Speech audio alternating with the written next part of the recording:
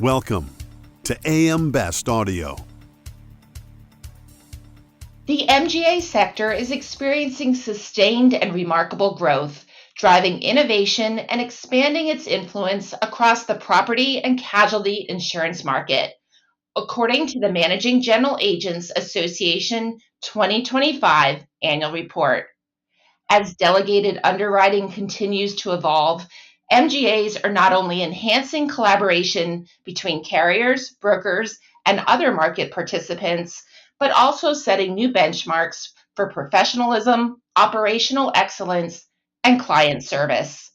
At the same time, they're navigating an increasingly complex regulatory landscape, balancing compliance with strategic growth and market responsiveness. I'm Lori Chortis for AM Best Audio, and joining us now to discuss that and other trends in the MGA market is Managing General Agents Association CEO Michael Keating. Mike, welcome. It's such a pleasure to speak with you. Thank you so much for joining us today. Delighted to be here, Laurie. Delighted to be here. Thank you very much. Mike, what key trends and opportunities do you see in the UK and broader MGA market today? Great question. So if I set the scene, the MGA sector is the fastest growing P&C sector in the UK, Europe, and internationally. So the attractiveness and buoyancy of the MGA sector, is being seen worldwide. There are a number of factors for that in terms of the trends and opportunities, not least the fact that MGAs by nature are very entrepreneurial and have innovation as a DNA throughout their business. So the ability for them to spot product opportunities, bring those products in terms of speed to market is unrivaled in terms of elsewhere in the industry. And that unrivaled sort of speed to market is also captured where the number of capital providers, i.e. insurers, who have a clear appetite to deploy capital to MGAs is rapidly increasing. And why is it rapidly increasing? Is because the trends and the opportunities which capital sees is that the underwriting expertise which resides in MGAs currently is probably at the highest professionally than it's ever been. And I say that because I speak to all of our 60 plus insurer members, and all of those agree that the people they're dealing with who are looking after their capital to buy in business, the depth and breadth of their underwriting expertise and their teams is absolutely unrivaled, which gives them that greater confidence to deploy capital into markets, into product innovation, speed of distribution, and therefore meeting end customer needs. So, it's a great opportunity, always underpinned by underwriting expertise. In addition to the growth that we're seeing in the sector, Mike, what factors are driving innovation and resilience within the MGA market? Yeah, so Laura, if you look at innovation, what MGAs do very, very well is that they have a forensic understanding of their distribution. So they work with their distribution partners, and as I say, over 93% of our MGA members deal with the broker community, which you referenced in your introduction. And the relationship between our MGAs and their distribution really drives that innovation. So coming back to what I sort of alluded to earlier around speed to market, product innovation, the speed in terms of which MGAs can react is all driven by the fact that they speak to their broker distribution very regularly, understand the broker's challenges with their customers and the profile of their customers, and therefore are able to react quickly in terms of program design, in terms of meeting the broker's customers' needs. So that is innovation in effectively sort of in a nutshell. Understanding, the trends in the market, listening to brokers in terms of what they require, and reacting quickly in terms of your product design, in terms of meeting those needs. And that's such an exciting part of the overall sector. Coming on to resilience, I think I sort of, refer again back when I said around underwriting expertise and the confidence from capital providers lies in basically not only the underwriting expertise being displayed by MGAs, but actually the fact that, they're not hamstrung by legacy systems. They have fantastic insight in terms of data. They can cut and slice data as they seem to fit. A lot of the times MGAs are ahead of the curve in terms of some of their capital providers, in terms of identifying sort of, opportunities within their data, within their portfolio, and actually on the same side, areas where they may need to address sort of areas of their portfolio. So you're looking at innovation, you're looking at resilience, but effectively, it's an old adage, but the more you listen to your customer, then the more you can be innovative. What are you seeing on the regulatory front? What regulatory challenges are MGAs currently facing, and how are you supporting your members in meeting those challenges? Well, let me address the membership support first. So, we hold and host a compliance insight meeting bi-monthly for all our members, which with the agenda driven by members to cover any sort of regulatory sort of issues, any regulatory concerns, anything new which the FCA has introduced.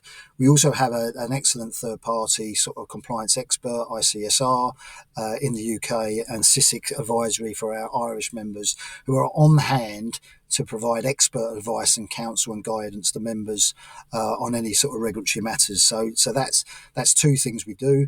On top of that, we issue a sort of compliance insight newsletter which covers the latest sort of regulatory areas, and we also issue to our members a regulatory calendar. So never ever be complacent, and we continue to talk to members about what more we can do. So, for example, on top of that, we have alongside ICSR, we have drop-in clinics for members where they can book a quick 15-minute appointment at the drop-in clinic to actually ask a specific regulatory challenge they may have within their business. So we like to feel, without any complacency, that we are wrapping around a very strong compliance proposition for our members, because, as you've highlighted, it is absolutely critical in terms of the successful evolution and growth of their business.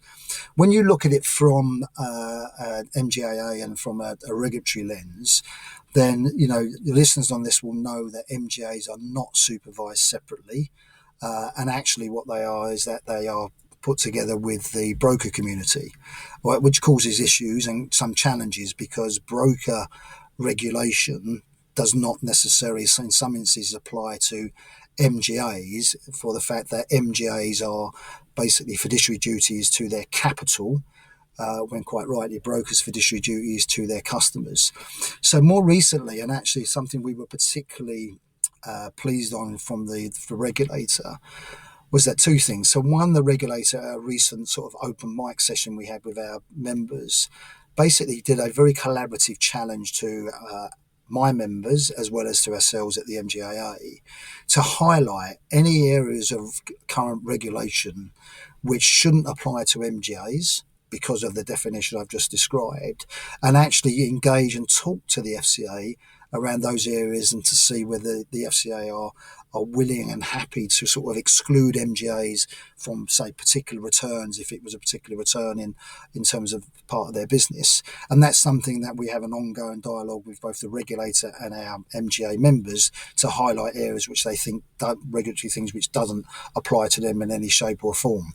And the second thing, again, which we, on behalf of members, fed back to the FCA, was the recent simplifying insurance consultation. And what you could see quite clearly from there was the fact that the regulator recognises that, for those organisations which operate in consumer business, and actually, obviously where there's potentially vulnerable customers, home, motor, pet in particularly, that, regulation for MGAs also who actually operate in there needs to sort of be retained at the current level. But where actually you have commercial speciality and you have commercial business where there is a broker involved, and that broker is giving professional advice to a customer, and then you have a sort of the MGA, that effectively, not saying that there would be light touch in that area, but that consultation sort of raised the question as to whether the level of regulation required should be on the same level as that in consumer business. And I think there is a clear sort of direction of travel, ensuring absolutely that there is no customer detriment, and that can be across policy wording, claims, right of recourse, etc. But I think the regulator is recognising that one size doesn't fit all in terms of consumer business and sort of business which has a broker in the intermediary chain. So there are challenges but opportunities. I think if I look at the main challenges, Laurie, and what members say to us, it's around the duplication of tasks. It's the amount of returns they have to do, which appears to be sort of being asked the same thing by 4 or 5 or 6 different organisations, and they find that both very time consuming, not operationally efficient, and actually feel that maybe sort of one return actually should fit the point. So we're in a position where positively we have a very open and collaborative dialogue on behalf of our members with the FCA. 2, we have the opportunity to identify real key things which are MGA specific, for which the regulator will consider. But thirdly, all of these are underpinned by the fact that there can't be any sort of gaps in terms of oversight and governance, and the fact that the customer's interest and the best outcome for customers must still remain paramount. Customize your data experience. BestLink now offers an interactive company dashboard that provides company-level intelligence in a fast, user-friendly interface featuring interactive tables, charts, and Sparkline performance histories. Customize the dashboard tiles to prioritize the insurer ratings, data, and analytics that best support your workflow. AM Best. Our insight, your advantage. Mike, how are inflation, rising interest rates, and evolving customer expectations influencing MGA underwriting strategies and long-term sustainability? Yeah, so I think if you look at inflation, you can clearly move to the claim cycle and inflation in terms of claims, and that will be dependent on which product line you're in. Some claims inflation will be higher in some product lines and less in others, but clearly MGAs, in terms of their underwriting strategies and their sort of desire to deliver a consistent underwriting return to their capital, have to be very, very aware of claims inflation. And obviously you can mitigate claims inflation in a certain way by having excellent claim service delivery. That's very shortened cycle times, giving customer satisfaction. So building through an MGA its ultimate loss ratio requirements, then it needs to take account of both obviously the product which they're underwriting, but also the potential claims inflation, which could actually sort of feed into their ultimate loss ratio. So that's where inflation is looking at.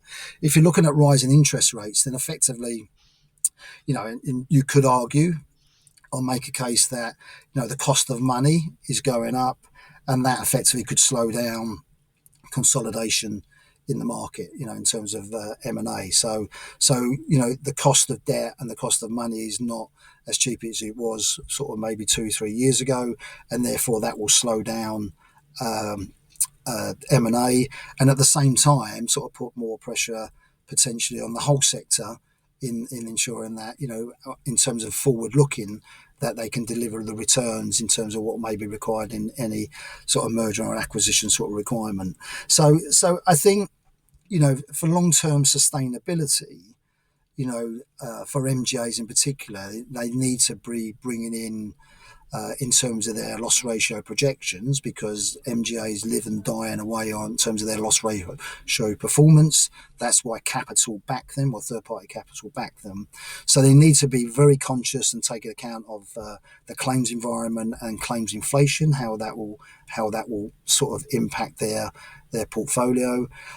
They need to have a very, very strong and open relationship with their third-party administrator on claims, with the carrier, and what they do themselves, to ensure that cycle times and mitigation of indemnity for the benefit of all parties, including the customer, is paramount.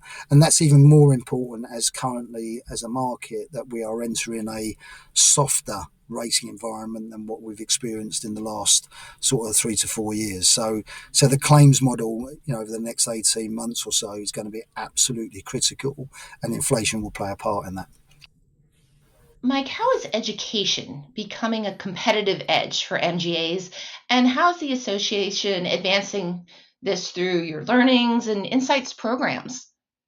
Yeah, our insight program is something we're particularly proud of. So we have a number of sort of regular, what we would call masterclass insights, and they cover technical underwriting, technical claims. We have operational excellence. We have sort of compliance, which I've touched upon.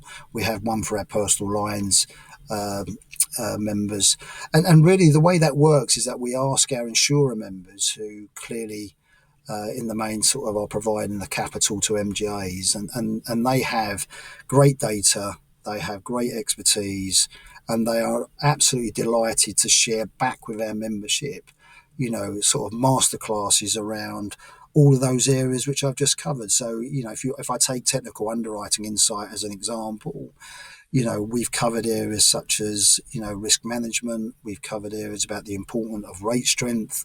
We've also covered areas about underwriting and actuarial models. We've covered peril consumption. So these are all areas which actually are open to all of the MGA members. So that's MGAs, insurer members, and their staff and our supplier members.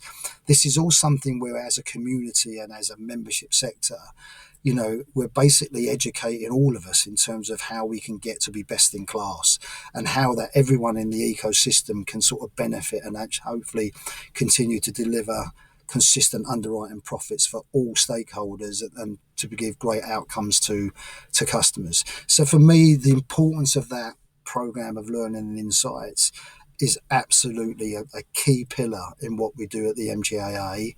We get great engagement from our members across these different topics and masterclasses, and I think we should be, and we are, very proud in terms of what we do, because we get great feedback, and we have a great range, Laurie, of people who've been in the industry for some period of time, chief underwriting officers, all the way to somebody who may have just joined the industry in the last sort of month or so.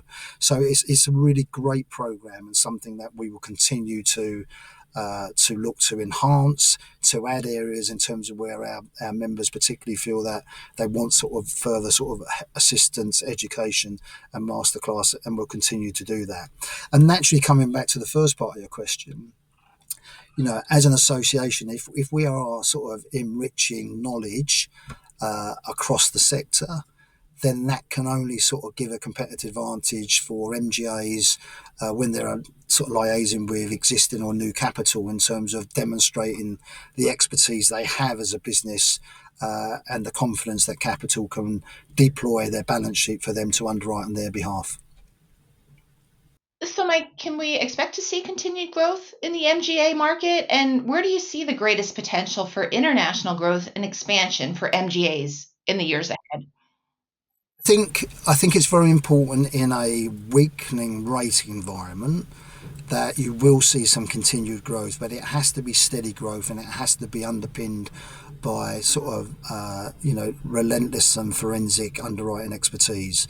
The industry can't afford to try and grow rapidly in a rate environment which is weakening, because that has happened in previous cycles, and there's a number of sort of MGAs and capital who've actually sort of fallen foul of trying to grow in a grow where headwinds of rate are actually against you. So that's a very important message for the industry, and I believe the MGA community now has enough muscle memory to actually navigate and address that.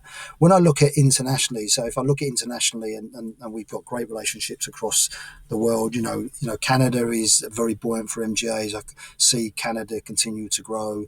You look in the US, where you have target markets and WISA. I speak to my sort of peers there.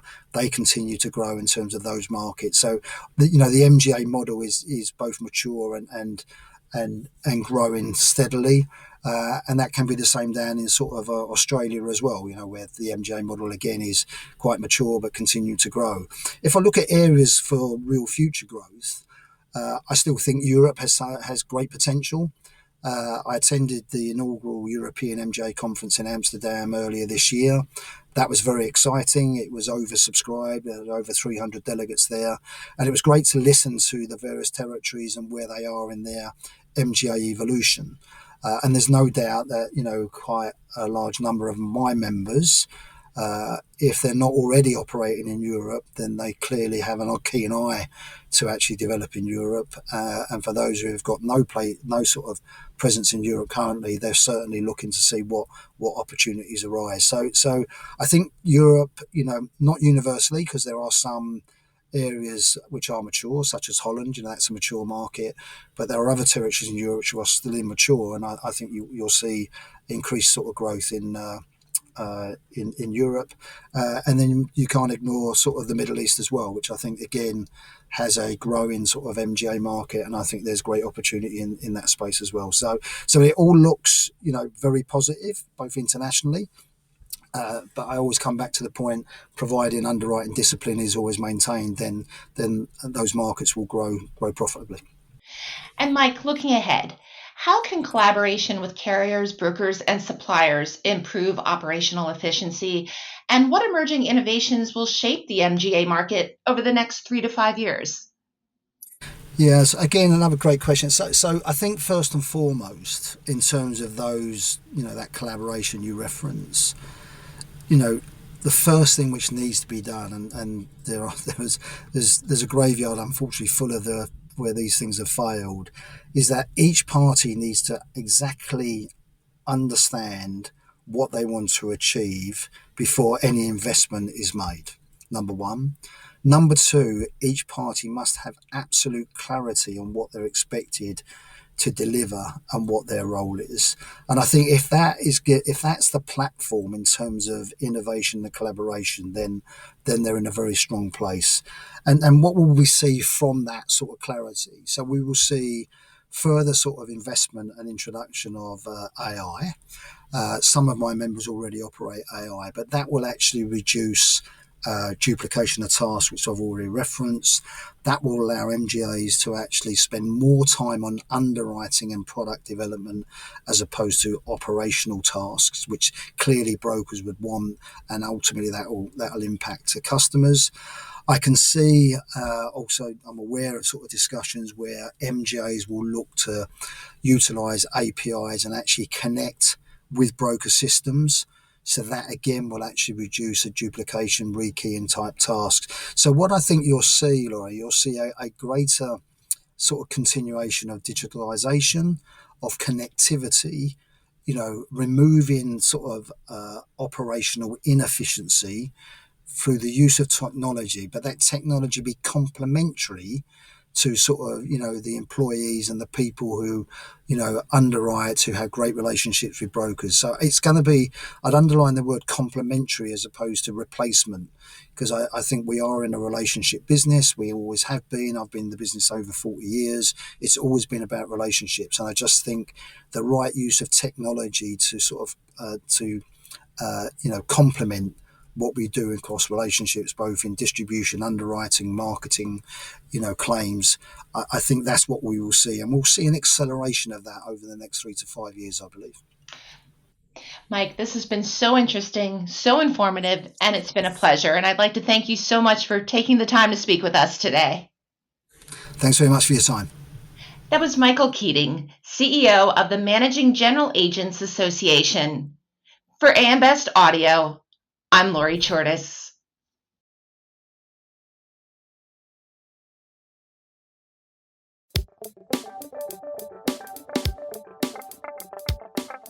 Looking to get the full attention of the insurance industry? We have the platforms that will do just that. Whether it be AM Best TV, AM Best Audio, Best Review Magazine, or Best Day. Find out more by calling AM Best Advertising Sales at 908-439-2200, extension 5399, and have a great day.